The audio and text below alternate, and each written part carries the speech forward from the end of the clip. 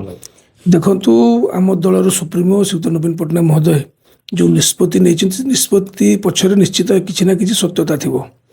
ଏ ଦଳ ଗୋଟେ ଶୃଙ୍ଖଳିତ ଦଳ ଏବଂ ଦଳର ଆଭିମୁଖ୍ୟ ହେଉଛି ଲୋକଙ୍କ ସେବା କରିବା ପାଇଁ ଏବଂ ଯେଉଁ କାର୍ଯ୍ୟାନୁଷ୍ଠାନ ଗ୍ରହଣ କରାଯାଇଛି ତାକୁ ମୁଁ ସ୍ୱାଗତ କରୁଛି।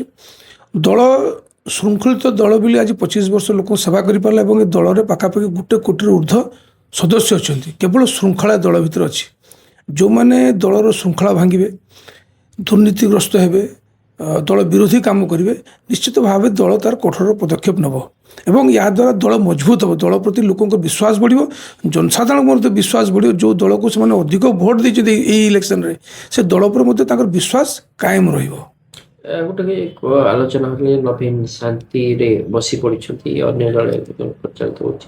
ଆପଣ ଭାବୁଛନ୍ତି ନବୀନ କାର୍ଯ୍ୟାନୁଷ୍ଠାନ ଦୁର୍ନୀତି ବିରୋଧରେ କାର୍ଯ୍ୟାନୁଷ୍ଠାନ? ଦେଖନ୍ତୁ ନବୀନଙ୍କର 25 ବର୍ଷର ସରକାର ଯଦି ଆଭିମୁଖ୍ୟ ଦେଖିବେ ତାର ଉପଲବ୍ଧି ଦେଖିବେ ତାହେଲେ ଯେଉଁମାନେ ସେ କଥା କହୁଛନ୍ତି ସେ ଭୁଲ କଥା କହୁଛନ୍ତି।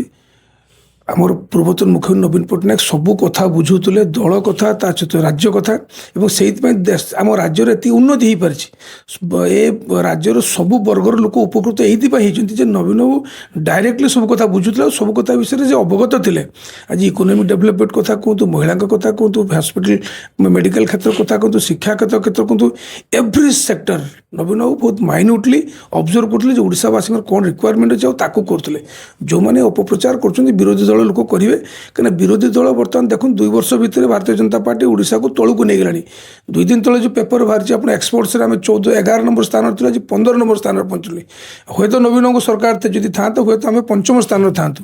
ତ ଇଏ ହେଉଛି ଗଭର୍ଣ୍ଣାନ୍ସର ଡିଫରେନ୍ସ। ନବୀନ ବାବୁ ସବୁ କଥା ବୁଝୁଥିଲେ, ଓଡ଼ିଶାବାସୀଙ୍କ ହିତ ପାଇଁ, ଓଡ଼ିଶାର ହିତ ପାଇଁ ସବୁବେଳେ ସେ କାମ କରୁଥିଲେ। ଏ ଯେଉଁ 2 ଜଣ ବିଧାୟକଙ୍କର ଭୁଲ କ'ଣ ରହିଥିଲା ଆପଣ ନିଜେ ବି ବୋଧ କରୁଛନ୍ତି କ'ଣ?